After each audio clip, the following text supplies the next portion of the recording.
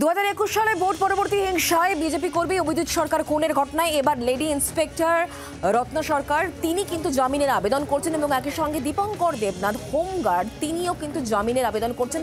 আগামীকালই সম্ভবত শুনানির সম্ভাবনা রয়েছে। জামিন চেয়ে তারা আদালতে দ্বারস্থ হচ্ছেন এবং এদিকে জানিয়ে রাখবো আপনাদেরকে যে 31শে জুলাই পর্যন্ত এই দুজনকেই কিন্তু হেফাজতে নেওয়া হয়েছিল। ইন্সপেক্টর এবং হোমগার্ড ইন্সপেক্টর রত্ন সরকার জামিন চেয়ে তিনি আবেদন করছেন এবং একই রকমভাবে তার সঙ্গেই জামিন চেয়ে আদালতে দ্বারস্থ হচ্ছেন হোমগার্ড দীপঙ্কর দেবনাথ। অর্ণবাংশ নিয়োগী এই মুহূর্তে আমাদের সঙ্গে রয়েছেন আমাদের প্রতিনিধি টেলিফোন লাইনে। অর্ণবাংশ, কি খবর রয়েছে এই বিষয়ে? শুক্র, দেখো যে অভিজিৎ সরকার খুনের মামলায় ইতিমধ্যে পরেশ পাল সহ 3 নেতা, একজন কাউন্সিলর তারা কিন্তু ইতিমধ্যে আগাম জামিন চেয়ে মামলা করেছেন।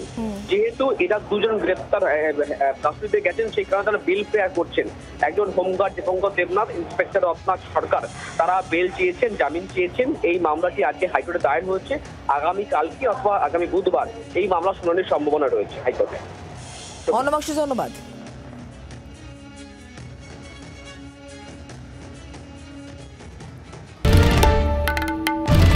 বাংলার আওয়াজ, বাঙালির আবেগ, জি 24 ঘন্টা।